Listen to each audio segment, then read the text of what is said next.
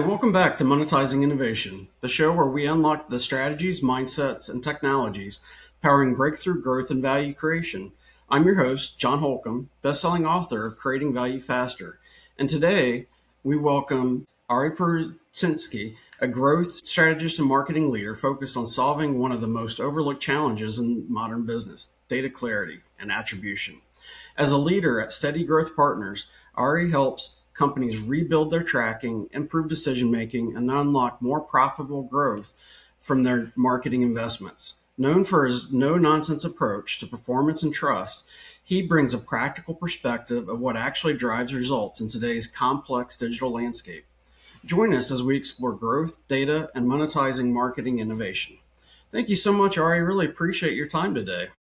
Thank you for having me on, John. We'll just edit the intro and drop and say just a little bit of nonsense. Well, I definitely think with your background, you've got quite a bit to be proud of, quite a bit of work that you've been doing over the years here, especially not only in the marketing space, but also in being a founder of your own business. Yeah, it's been fun. The journey throughout, starting as a first employee at an agency that grew to about 60 full time, and throughout that, really learning the entire space of digital marketing and paid search and paid social, moving into an in-house head of marketing role at a fast-moving legal tech startup, and then coming back to that original agency and bringing what I've learned throughout that kind of midpoint experience, and then at some point turning around and saying, I think it's time. I think it's time, and I want to build something using all the things that I've learned and do it in my way. I've always said I want to be successful, and I wanted to find what successful means to me and do it in a way that I enjoy and do it in a way that I can create a lifestyle that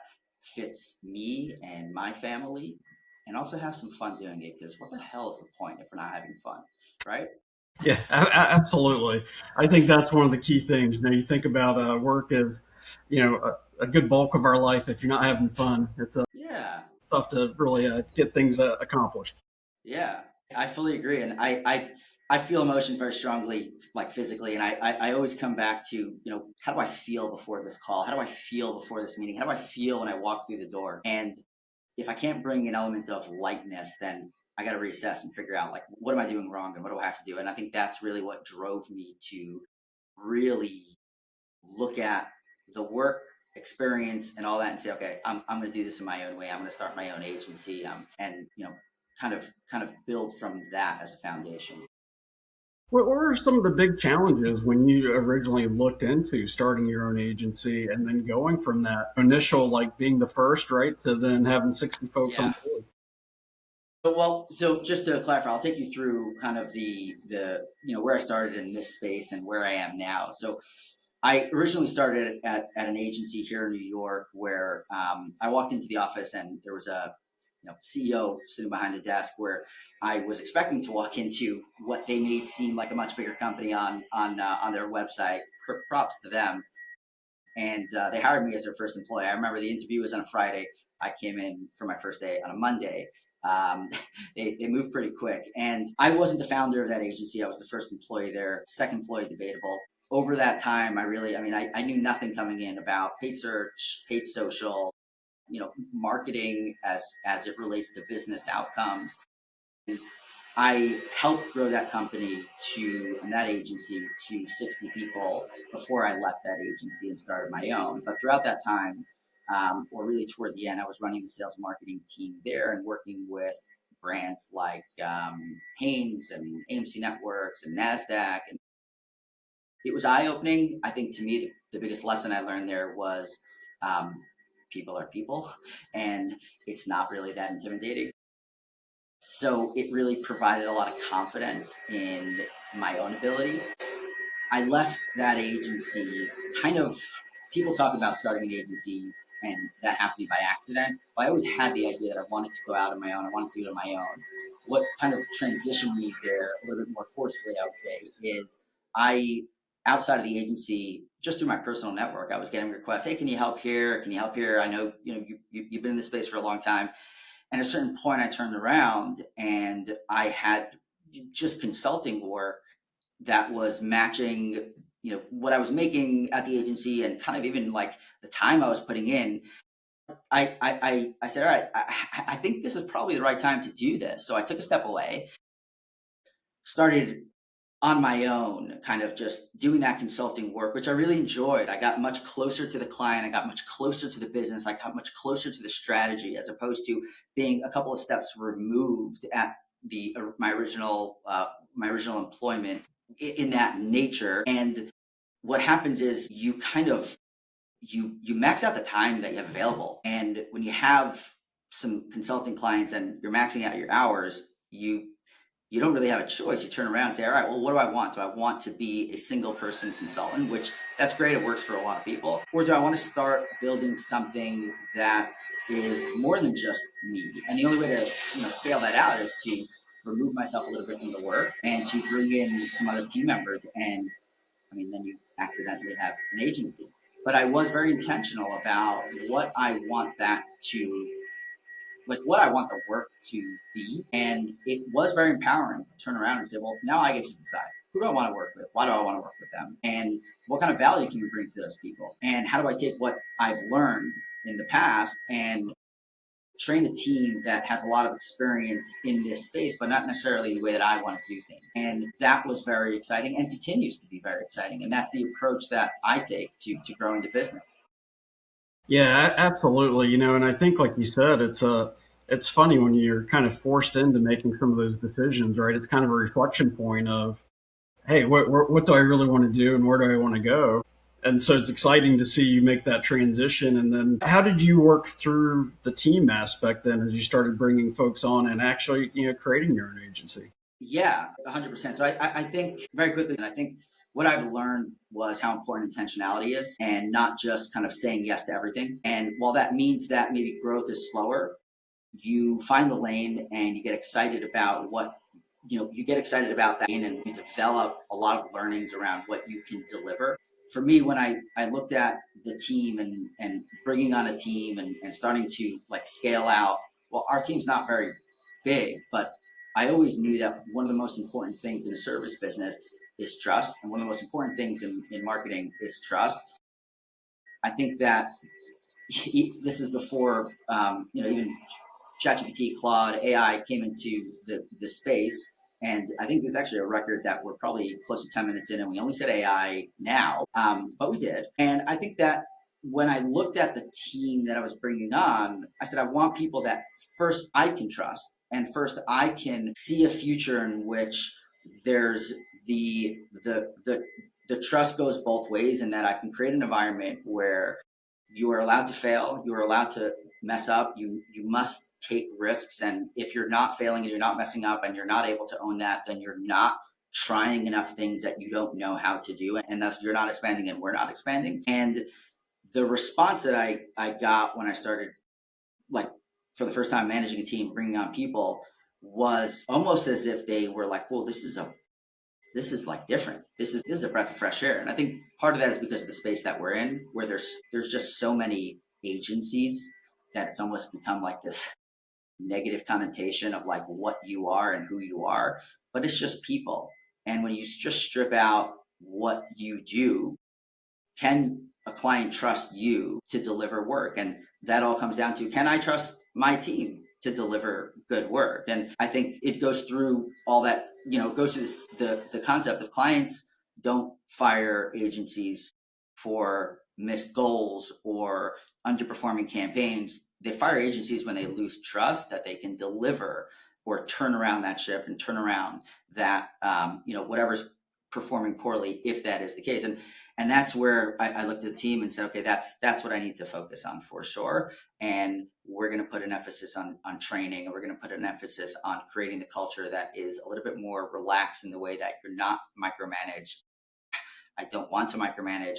And it seems to translate into the type of work that we do for our clients, and the idea that our clients really, like, we retain clients for a very long time. And that's not, has nothing to do with me. That's kudos to my team for sure.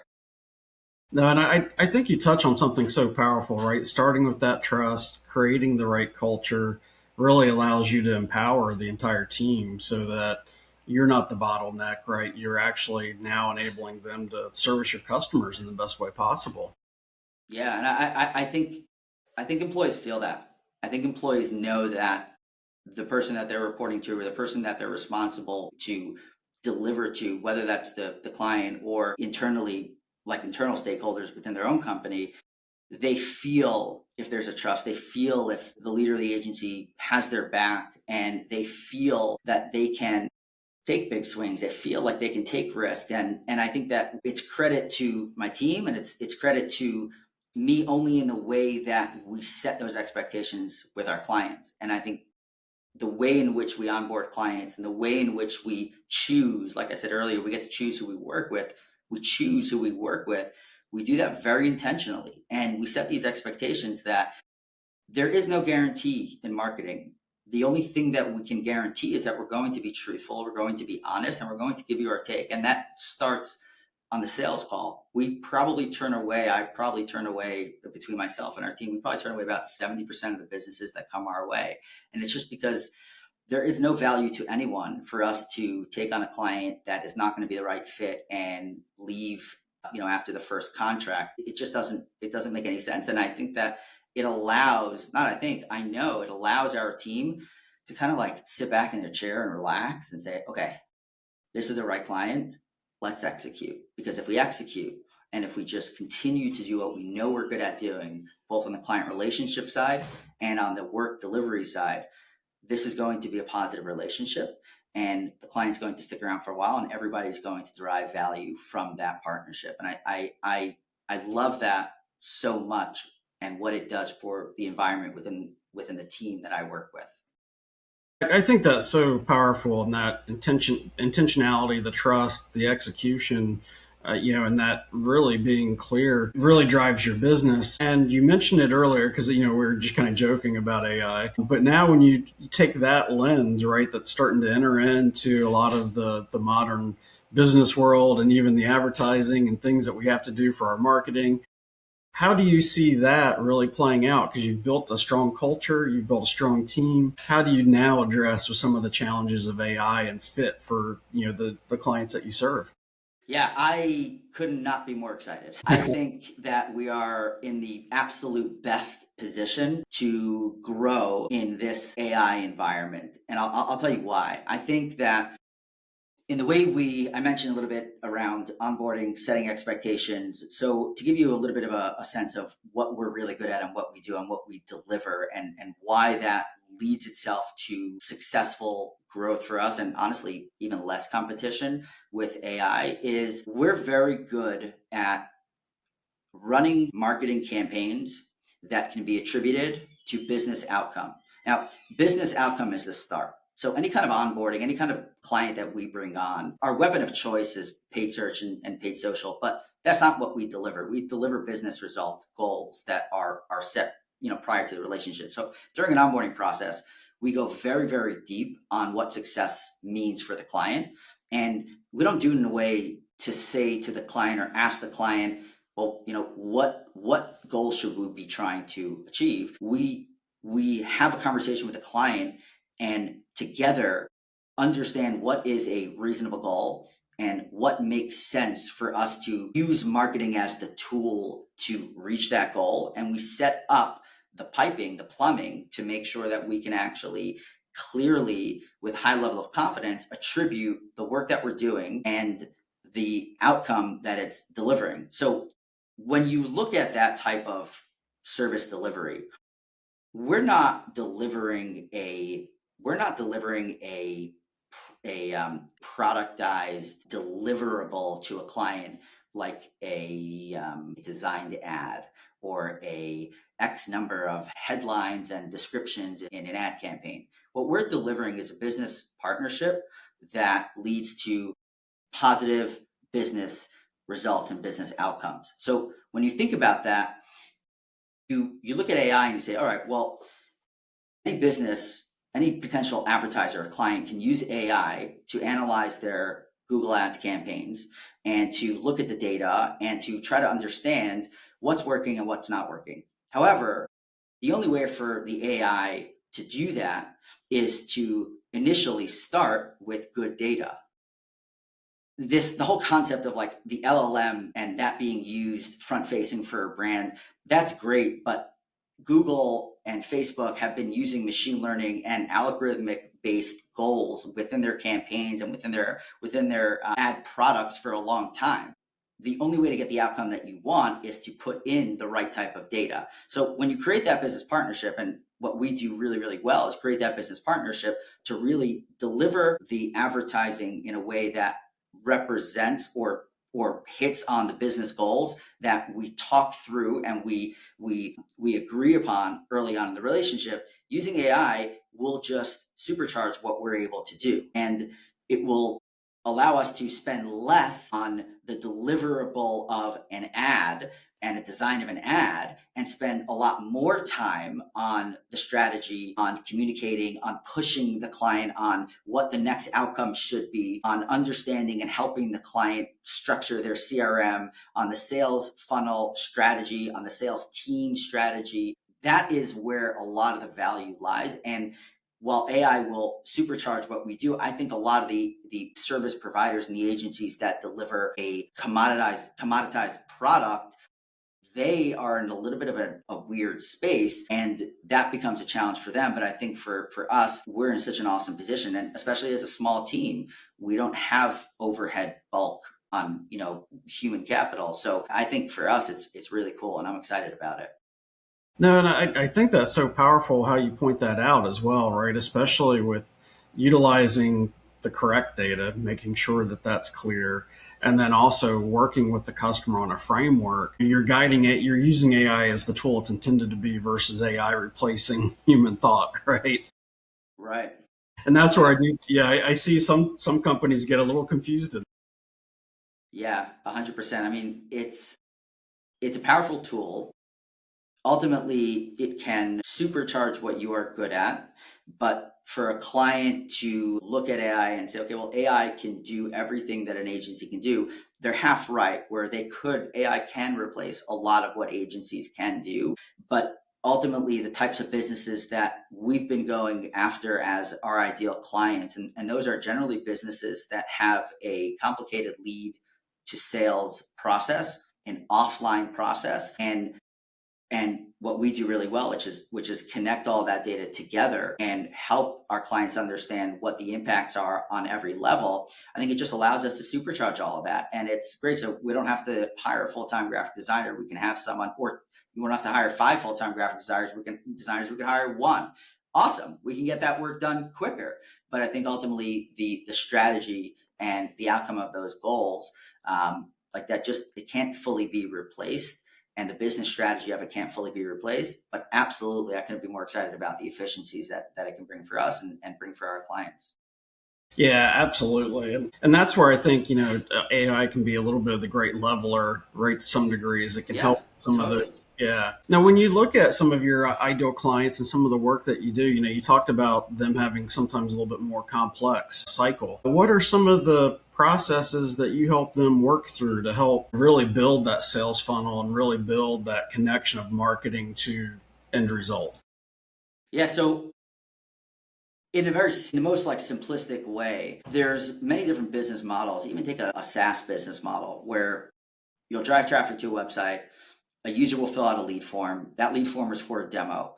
That demo has to then happen, right? A sales rep has to take that demo, and then you have to take that user from the demo to a customer. Okay, so what actually happens? How do you categorize that customer? What are the actions that you take once a demo actually happens? And where is all of that action tracked? And then what do you do with that tracking? So are you tracking and carefully attributing the traffic source on the demo side? Is that information getting into a CRM or a sheet or something that the client is currently using or should be using? And is it being accurately moved through the funnel so that you can look back even on a human level and say, okay, we have a high level of confidence that this user or this new customer, their journey started through a social campaign or a paid search campaign, or they came from an LLM click out.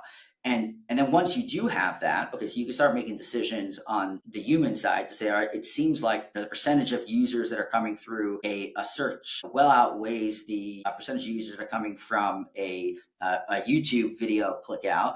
But then how do you actually connect that data so that when you run a goal-based campaign on Facebook ads, that goal isn't demo request, that goal is actually an SQL or a customer. So it all starts on the client side. Well, the question always becomes, all right, talk me through your process. What happens when a new lead comes through?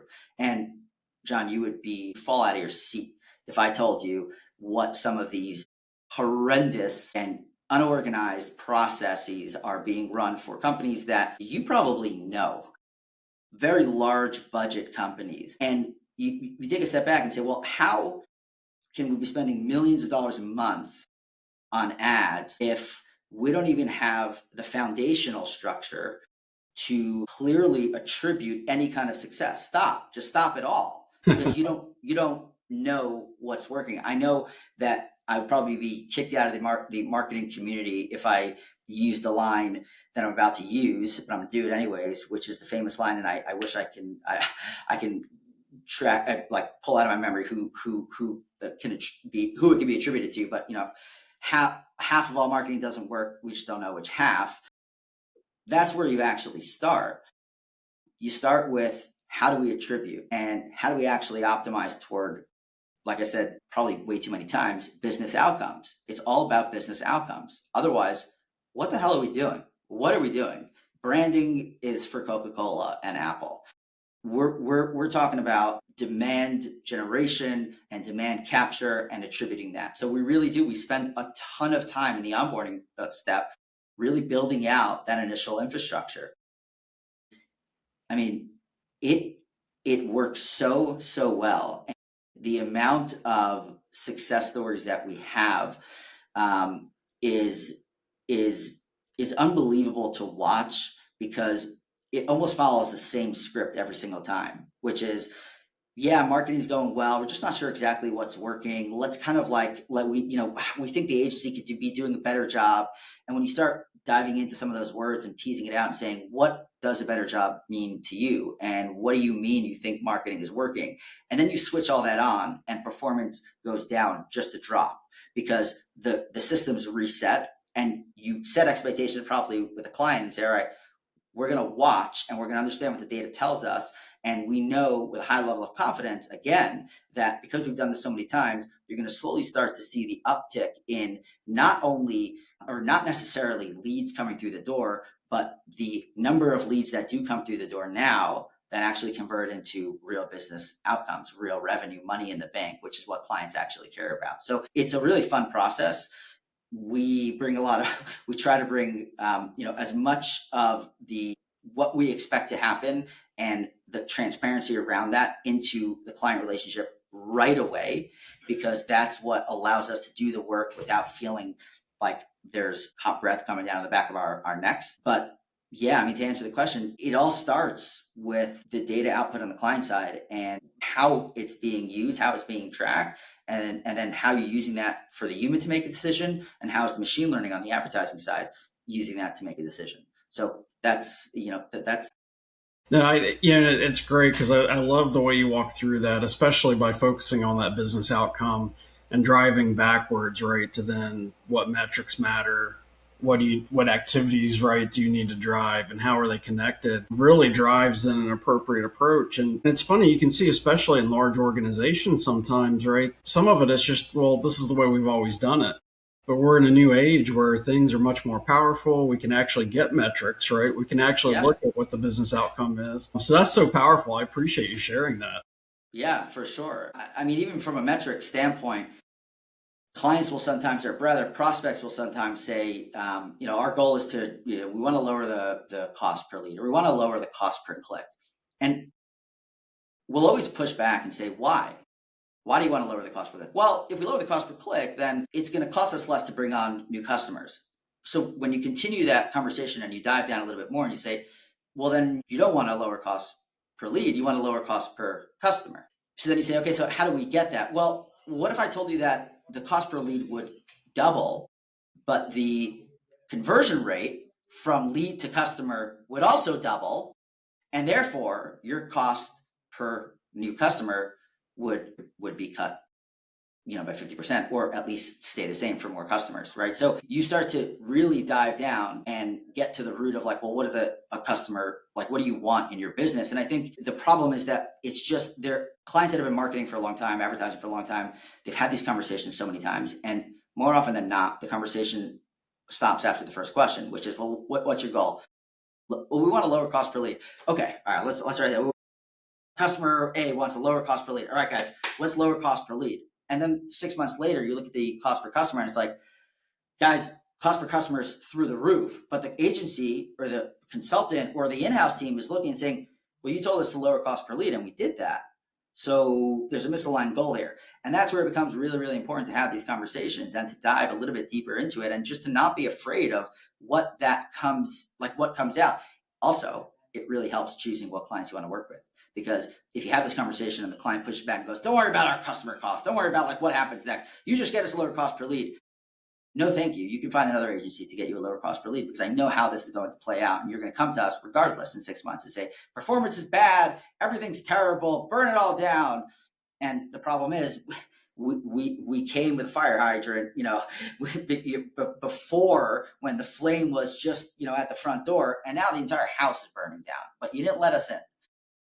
And that's where this problem stems from. And that's where we can come at it with that. Like we really attack prospects early on to really get deep down into what that business, like ideal business outcome is. And then from there, we reverse engineer. Okay, how do we actually get there? You know what? One of the things that strikes me, especially as you've shared both the process as well as your approach to team, there's really an aspect of building a high performance team across, right? Not just internally, but directly with your client. So really partnering and bringing that fully cross functional team together. Are there any environments that you've seen that where that can be challenging to maintain those standards Oh, yeah. Oh, yeah, absolutely. That's a great question. From our experience, one of the most challenging relationship dynamics is when internal stakeholders on the client side, even if they have large teams that are reporting to them, don't have a clear understanding of how the technology works. They simply don't get it. And when that happens, so we have a choice. We can kind of brush it aside and say, all right, here, let's just dumb it down. Let's just dumb it down. Here are the numbers. Good, bad, thumbs up, thumbs down, like what, good. Okay, that's one way to approach it. The other way to approach it is to take a step back and say, all right, so I know we have, bi-weekly review calls. We go through all this data. There's a lot here. What about Mr. Stakeholder? In the first 3 months of this relationship, you and I, or account manager, myself, or account manager and stakeholder, we're going to do calls in between, and we're going to teach you. We're actually going to give you insight into how the technology works, how the advertising platforms operate, like pull back the curtains a little bit, because whether this relationship lasts forever or not, you need to know this because you're in the position that you need to know this. Now, a lot of times we'll be taken up, like most of the time we'll be like that offer will land very, very well. And you can start to see how, as we do some of these training calls, learning calls, whatever you want to call them, the stakeholders' questions start to shift in a way that's more positive. And because we're not in the business and we're an outside agency, it's important for the client to know what questions to ask us and to know what answers to give us when we ask certain questions, and to be able to deliver the type of material that we need to do our jobs correctly. So it becomes very challenging when it's a quote unquote high growth startup and we don't have time to do this. We just get us results, and you don't have that like bridge. You can't build that bridge between the internal team and what we're doing. And the language is different. One of the things I say to my team all the time is match the client's language. If the client refers to customers as patients, you better not say customers, say patients. It's very simple, but it creates this, we're not manipulating our clients. We're speaking their language because we're an extension of their team. So all of that bleeds into the ability to build that bridge and meet our clients in the middle. they bring what they bring from their side internally. We bring what we bring from our side internally. And together we build and deliver what we need to deliver. And like you said, there definitely are challenges, and that definitely happens, and that comes up. And I would say it's always an interesting transition or an interesting project when a marketing leader within a client that we have a really good relationship with changes. We're very experienced with that kind of process where we almost have like we have an internal process ourselves, which is okay, new marketing leader, let's run the playbook. And the playbook is we start all the way back from the beginning and we do a presentation to them on here's where we started, here's what the initial outcome was asked of us, here's what we put into place, and here's month 1 through month 12 or Q1 through Q4 of the initial relationship, what we've accomplished. Now, give us your feedback on where you think you would have liked things to be done different, better, or the same, or what your top priorities are. Because we're a boutique agency, we're going to customize certain deliverables based on who's asking of us within the client. So we manage that, and I think we do a really, really good job at client management, which allows us to build that trust and ultimately allows us to take those swings and sometimes miss and strike out, but understand what adjustment we need to make in order to hit a home run next time and translate that and deliver that to a client in a way that they say, okay, great. I appreciate you bringing that to us. I appreciate you giving us the breakdown and watching that, game film with us, analyzing it and understanding how to approach the next at bat a little bit differently. So that's how we do it. Yeah, and that's so powerful, right? That being a student of the business and providing that clarity of a common language, right? Where you do have to adapt to the businesses you serve, right? In terms of Absolutely. their vocabulary, everything. Yeah. Absolutely. I've seen so much of like over the years, influencers talking about you gotta commoditize, or you have to create a singular deliverable process, and that's how you scale your agency, and that's how you and it's like that's just not, I don't think that's correct at all. Unless you're looking to bring on a high volume of clients that are going to leave very quickly, you have to embed yourself within a client's operation and understanding. And you can't just systematize your deliverable. Yes, you can narrow your focus of who your niche is and who you want to go after because you've done the work to get really good at what that deliverable is. And again, for us, it's brands that are spending or should be spending on paid search and paid social and have an offline sales process. We're really good at that. We're really good at CRM strategy. We're really good at using paid search and paid social to deliver business outcomes for those clients. But the way in which we do that absolutely differs from client to client. It even shows in the reporting. So we start off our reporting with a template that we know works. Here's the data. Here's the insights from that data. The data is top line data, bottom line data over the last period. Here's the insights from that data. Here's what the insights told us and what we should do from those insights. Here's what we did. Here's the strategy optimizations, the shift, and here's the next steps and what we're going to be paying attention to next and all outstanding items. Okay, it's a very simple process. If you look 6 months out into a client relationship, man, that reporting looks very different because we're very open to the client and say, tell us what's important to you. And even from language that we pick up on the client, we can understand and figure out what's important to the client, and we preemptively bring it to the client. So yes, definitely know your lane, get very good at the deliverable and who you're delivering it to, but then adjust and be flexible. Yeah, and I think that's so powerful. And that kind of leads into the next question. So, when you think about advice for growth leaders, especially from, you already kind of had the advice for how you're approaching the business, but for the growth leaders that you serve and some of the businesses where you're trying to help them achieve their growth, what is some of the advice that you would share with those folks? Yeah, I mean, I don't think it's much different than what we've been talking about now. And it starts with know your goal and know the why. It's one thing to throw out a goal, but know the why. And that's where you need to start. And it informs every other decision. It informs the team that you bring on. It informs any kind of outside services or help. It informs the progression of when you do things. We talk to prospects. I talk to prospects all the time. I tell them, man, I wish you came, like, and I hope you do come to us in a year from now. So not to get too off track, but it informs everything that leads into success of that goal. Don't just go out and because you've been in another company, fill out the team. You need someone to run paid, and you need someone to run organic, and you need someone to run out of home. It's like, well, what is the immediate goal, and then what do you need to do looking out 12 months from now, knowing how that goal is going to progress. Sometimes it's a little bit challenging when you have erratic CEO behavior, or if there's like internal disagreements, and an agency just kind of has to like take it sometimes and roll with the punches.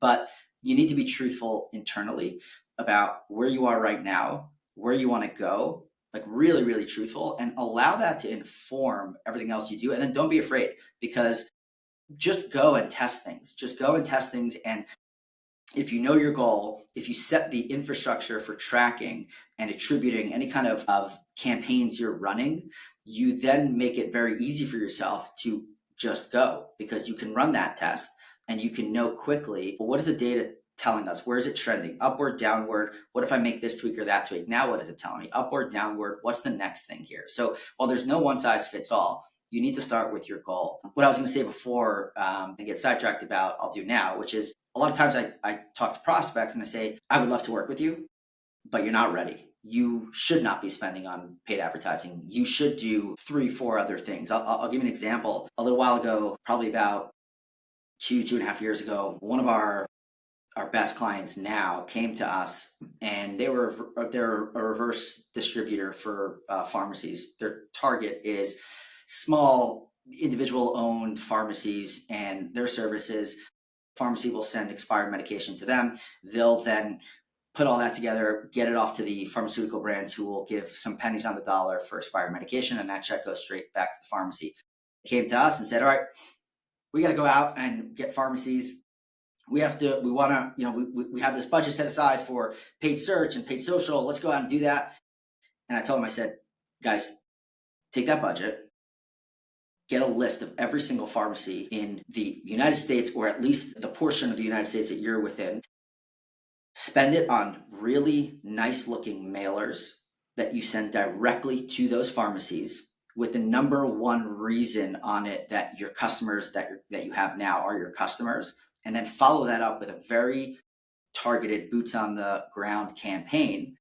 And then once you do that, come back and we'll run paid ads for you with a lot of the insight that you get from those pharmacies and a lot of the data that you get from that. And they actually did that and came back 12 months later, and they've been a client ever since. And I did no follow-ups. We did no follow-ups. We just gave that advice and said, we'd love to take your money as an agency and spend, but it's not the right move for you. And the idea was, again, looking at that initial conversation and saying, what is your goal? And if that is your goal, start with the lowest hanging fruit, what's available to you, and move up from there until you're ready to expand out and experiment and run tests that you are okay with failing certain percentages of. I feel like I'm doing a terrible job at selling our agency, by the way, because I keep talking about failed campaigns, but we do have very successful campaigns. But the idea there is to say, don't just throw marketing dollars at marketing because that's what your competitors are doing or that's what you expect to be doing.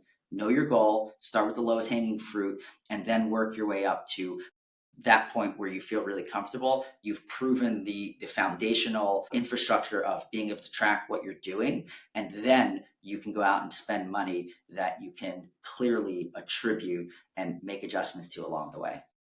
And not to counter you too much in terms of your comment about not selling your agency, and I think to your point, you actually are, because you're starting off as a trusted broker, right? By bringing that trust into the relationship up front, folks, and being honest of when you can help them, right, is actually very powerful to Yeah. clients. And I think that data-driven approach that you have is definitely one of the attractive elements, right? Because you become a student of their business, and I think that's fantastic. Yeah, I fully agree. Well, I tell you what, this has been such a fantastic discussion, Ari, and As we wrap things up, is there anything else that we haven't spoken about yet that you really would like to share, especially from you and your organization? That's a good question. I don't think so. I mean, I don't think there's any not really selling anything outside of like I don't know if you watch Hot Ones, but at the end of Hot Ones, it's like cameras are there, there, and there. Tell the people what you got going on. I don't know. We're a marketing agency. What we got going on is we love our clients and we love the work that we do, and we're always looking for solid, good, trustworthy partners to work with, and yeah, that's really it. No, and it's so fantastic. I think it came through the entire discussion, right? Of that building the trust, building the right teams, both internal and external, being very deliberate and purposeful with your goals. Just such a great conversation. I think it applies to monetizing innovation across anything, right? The lessons that you've shared. So it's There it not. is. That's the name.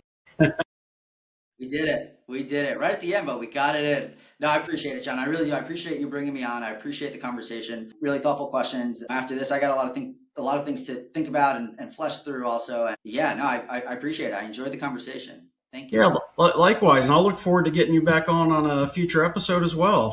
Yeah, absolutely. I definitely would love to come back on.